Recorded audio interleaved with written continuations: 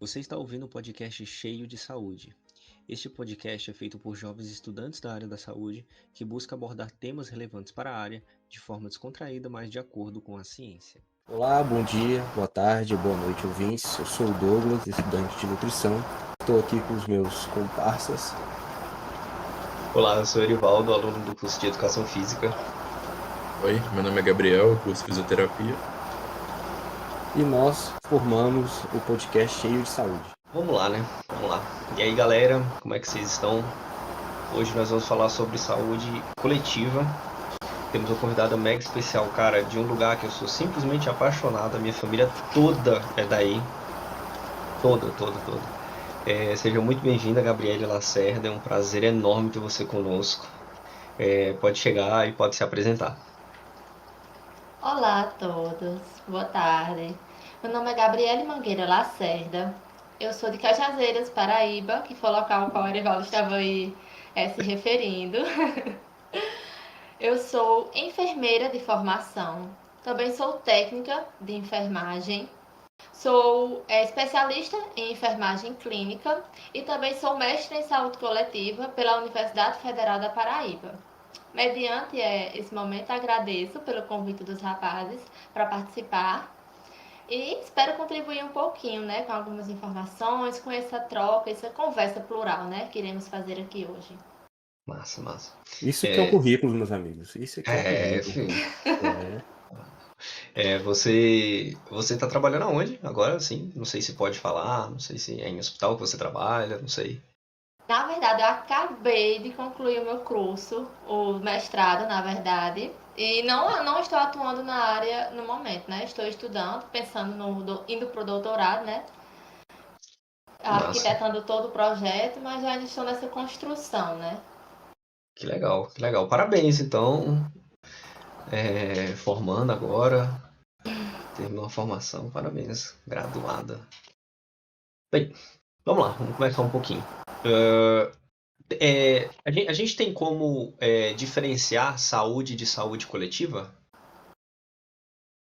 A saúde, ela está dentro da saúde coletiva, só que nós sabemos, né, que a saúde, bem historicamente, ela foi colocada como ausência de doença. Era um conceito que muito se utilizava antigamente, justamente devido à sua construção, né, mediante situações de graves problemas epidemiológicos, surgimento de agravos e doenças. Então, subentendeu-se nesse tempo, historicamente, que saúde era ausência de doença.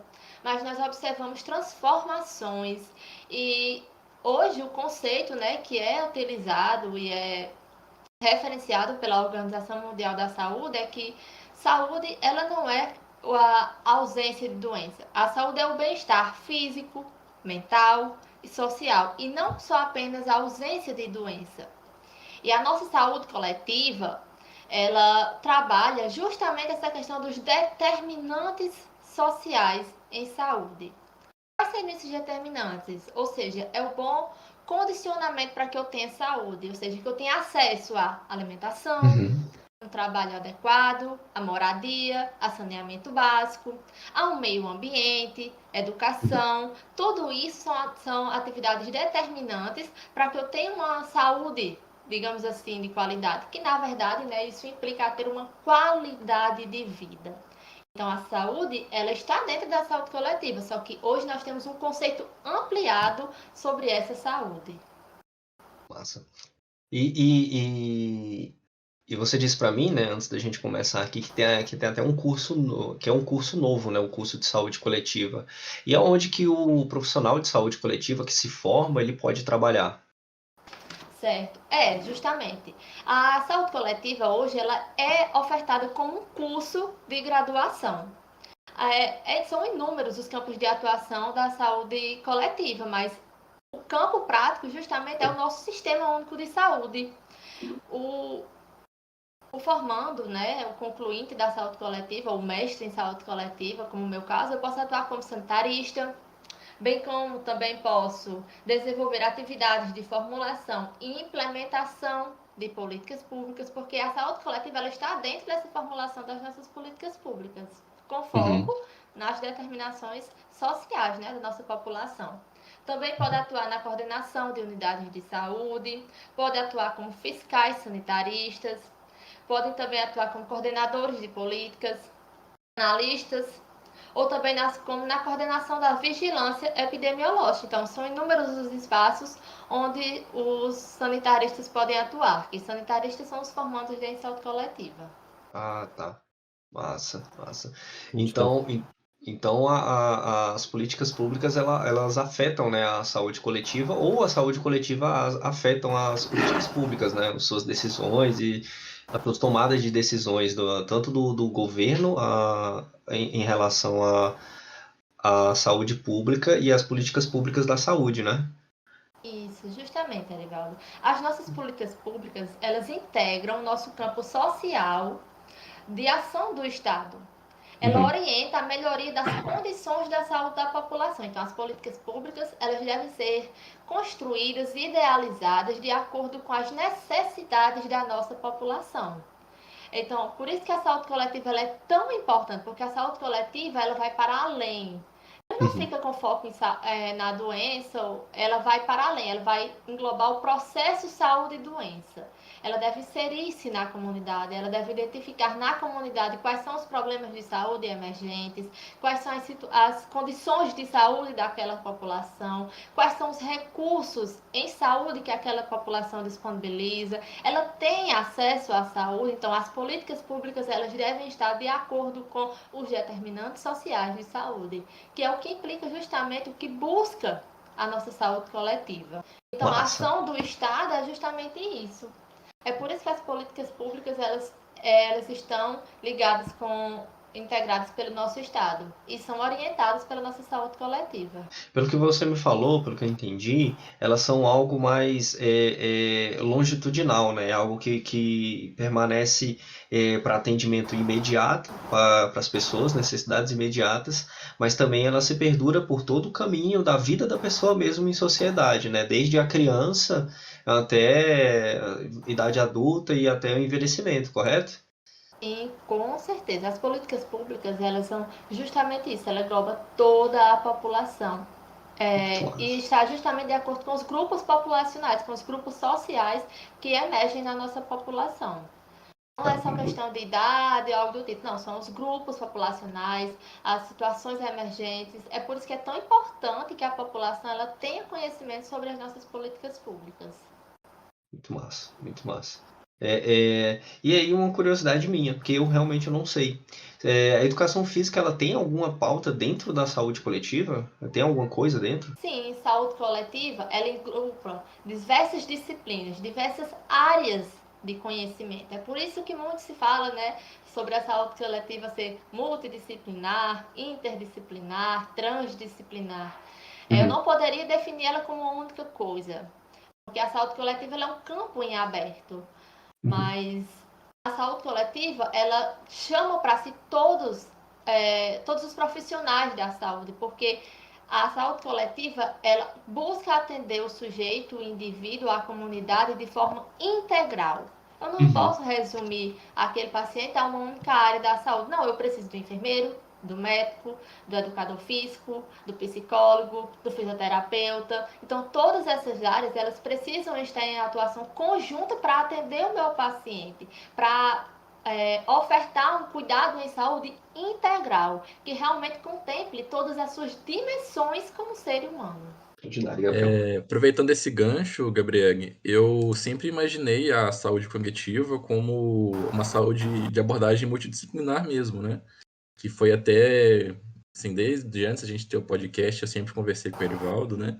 E foi isso que motivou bastante a gente criar o podcast, a gente ver essa importância do trabalho multidisciplinar. E você falando isso agora é ainda mais profundo, mais delicado, assim, essa parte de saúde cognitiva, quando a gente vê que até áreas mesmo administrativas têm uma grande importância, né? Como você disse, sobre a gestão de recursos financeiros, tudo isso. Então, assim, a gente falar que, na sua opinião, a gente falar que a saúde cognitiva tem como base, ou assim, um dos grandes pilares também é a saúde multidisciplinar, tá errado, é muito raso um pensamento desse?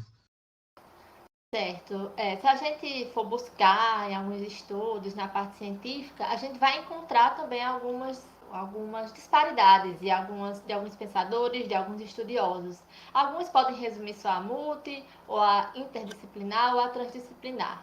Na verdade, a saúde coletiva ela é um campo em aberto. Ela é multi porque ela envolve diversas áreas disciplinares. Mas ela também é interdisciplinar, porque ela exige a colaboração entre as áreas profissionais. Então, essa interdisciplinaridade é ela que permite que as áreas conversem entre si.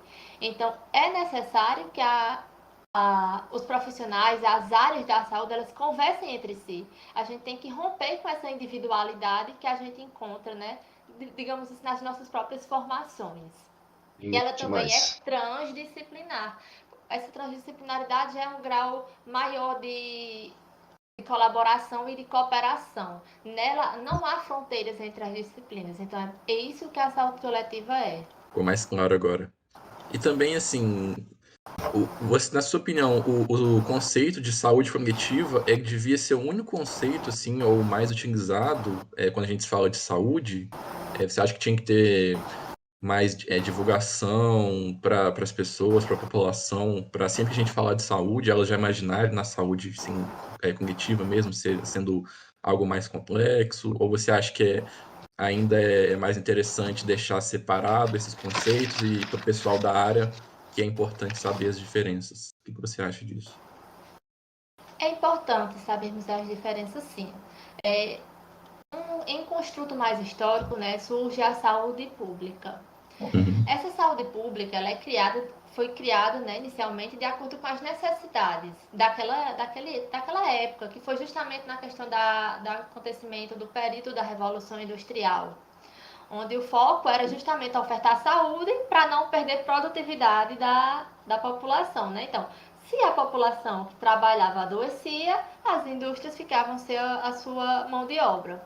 Aí por isso que naquela época a saúde pública ela foi muito nesse conceito de ausência de doença. Foi justamente devido à sua construção histórica.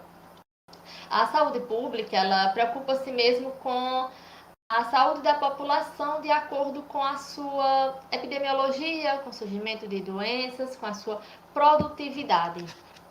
A saúde pública, ela mobiliza uma epidemiologia tradicional, com foco mais numa concepção biologicista da saúde. Ela é uma arte, né, da ciência de prevenir a doença e incapacidade e prolongar a vida. Já a saúde coletiva, ela transcende essa saúde pública. A saúde coletiva ela tem o desafio de integrar o indivíduo como suporte singular da doença aos seus processos coletivos. Ela se fundamenta na interdisciplinaridade, como condição necessária para a produção de um conhecimento ampliado em saúde. A saúde coletiva, ela preocupa-se com os determinantes sociais. Ela não toma como objeto apenas o indivíduo ou a sua patologia. Ela toma como objeto os seus grupos sociais, o qual em toda aquela população está inserida. E, portanto, ela tem por foco as necessidades de saúde. A estrutura da sociedade, qual foi a estrutura que aquela sociedade ela foi construída? E também tem como foco e atenção os planos socioeconômicos, políticos e ideológicos na qual aquela população está inserida. É por isso que a saúde coletiva é o que a gente deve realmente buscar. É a nossa visão de saúde deve ser isso, porque a nossa saúde coletiva ela busca uma qualidade de vida, ofertar uma qualidade de vida. Ofertar acesso em saúde para toda a população, porque nós sabemos que nós vivemos numa sociedade que não é igualitária, a gente vive numa situação desigual, onde cada um tem suas situações e circunstâncias de vulnerabilidade. Então, a nossa saúde ela precisa se adequar a isso. Nem todo mundo aqui tem acesso à saúde de forma igualitária. Nós sabemos disso. Inclusive, o Covid-19, ele estampou isso, né?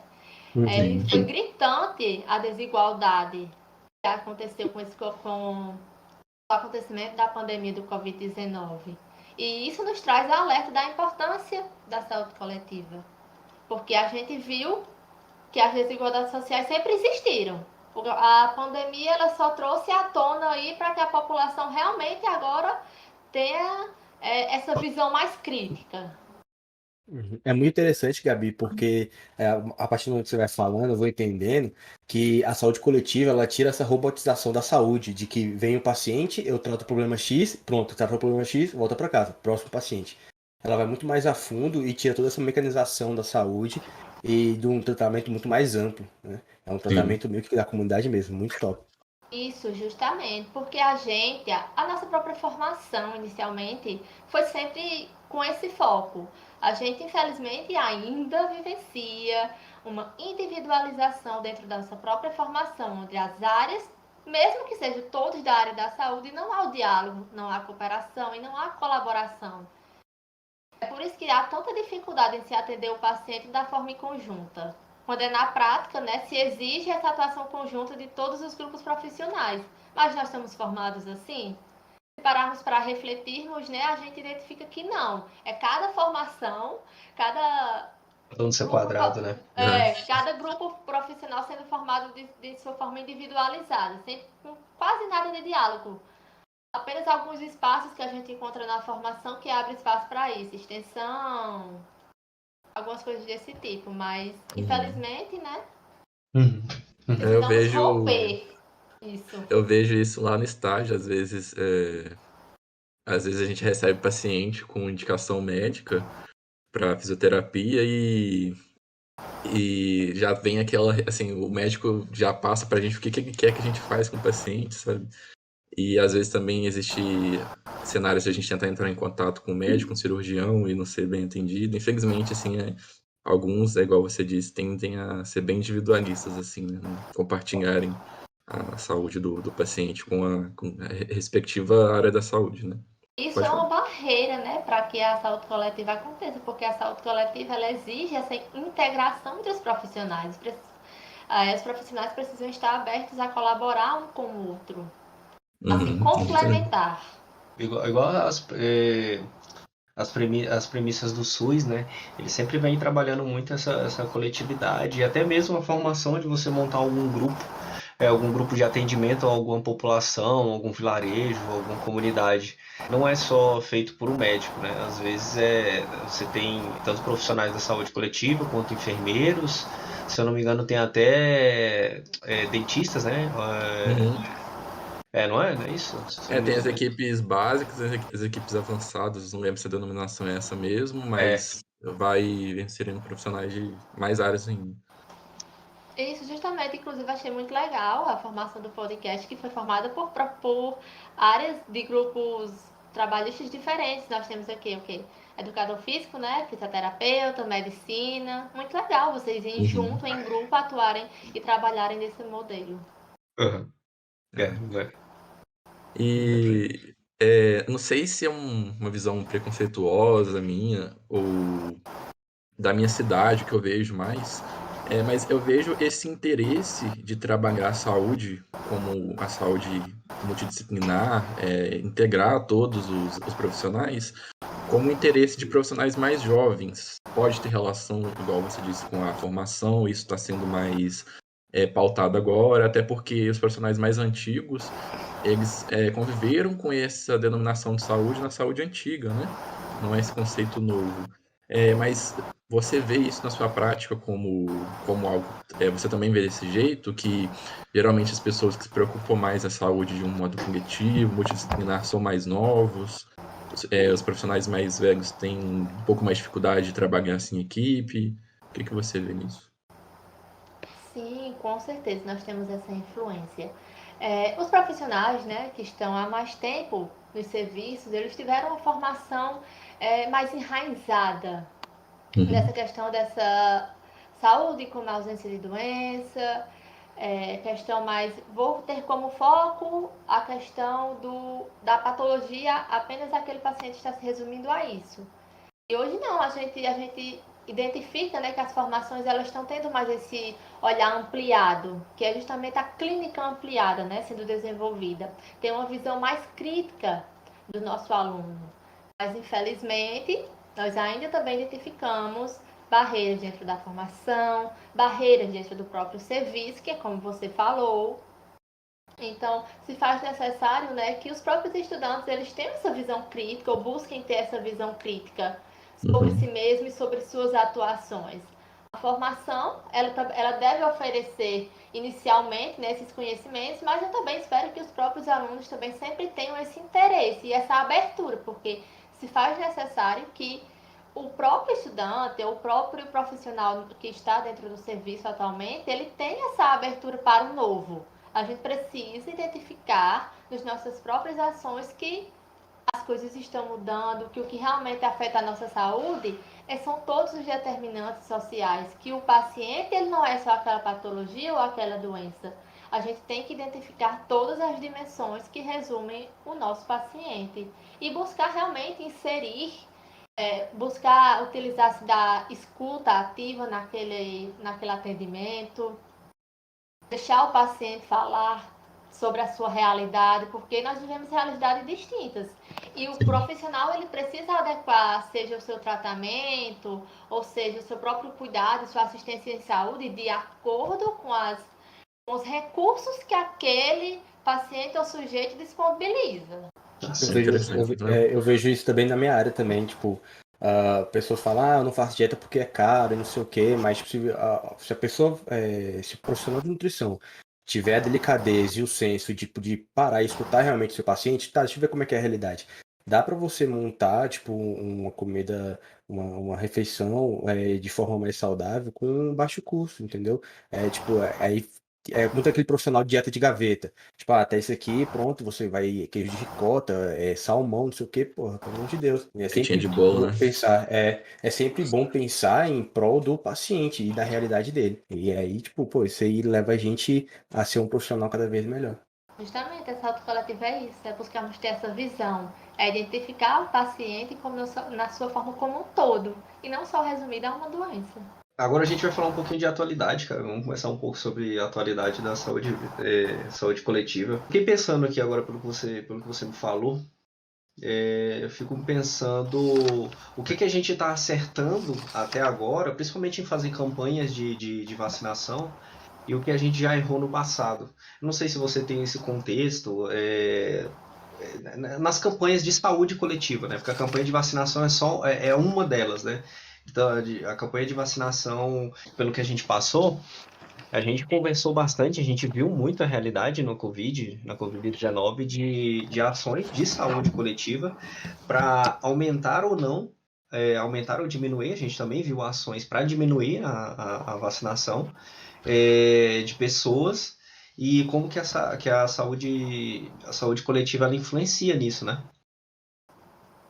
Isso, justamente. Nós vivenciamos, né, a pandemia do Covid-19. A vacinação, ela foi o que nos salvou. Com toda a certeza, a gente identifica hoje a liberação das máscaras, né? E esse avanço ele aconteceu mediante a nossa vacinação. Antigamente, né, como a da varíola, a vacinação da varíola tornou-se, né, o Estado começou a exigir, é obrigado você a se vacinar. Então, nesse momento, identificou uma resistência da população sobre isso. Era algo novo, desconhecido, falta de informação. E a população pensou que fosse algo que fosse lhes fazer mal ou lhes causar a própria morte. Só que, infelizmente, se pararmos para refletir, hoje nós observamos a população também se rejeitando a se vacinar ou negando a se vacinar. E isso é uma realidade que nos preocupa, porque isso pode trazer à tona doenças que já foram erradicadas. Uhum. As vacinações, elas são seguras, elas são construídas mediante muito estudo e com base na ciência. Só que, infelizmente, hoje nós temos uma cobertura de internet, de acesso à internet muito fácil. Conhecimentos são dissipados, mitos são construídos sobre isso. E, infelizmente, afeta diretamente na adesão da população sobre a vacinação. Então, se faz necessário, né, que a população ela reconheça a importância da vacinação, ela busque os conhecimentos verdadeiros sobre a importância da vacinação e não se deixe levar sobre mitos que são construídos. Porque a vacinação, as campanhas de vacinação, elas acontecem justamente para evitar o surgimento de doenças, ou até mesmo, caso você seja acometido por alguma doença, evita que você tenha sequelas mais complicadas, ou então até mesmo levar à morte. Uhum. Então é muito importante. A nossa saúde ela está totalmente ligada aos programas de vacinação. É por isso que a gente tem, né, o Programa Nacional de Imunização aí, ofertando essas campanhas vacinais, o acesso da população a toda essa campanha vacinal. O Covid, infelizmente, veio numa situação que foi muito emergencial, exigiu respostas imediatas, tendo em vista o número de óbitos exorbitantes que estavam acontecendo. E a gente identifica que se a gente hoje está conseguindo vivenciar essa retirada das máscaras, foi justamente por associação, né, a adesão da população sobre a vacinação. Gostaria de agradecer a quem chegou até aqui e pedir para que nos siga no Instagram, no Spotify, no Deezer e no YouTube. Temos 2 episódios por mês, então fiquem ligados e até a próxima.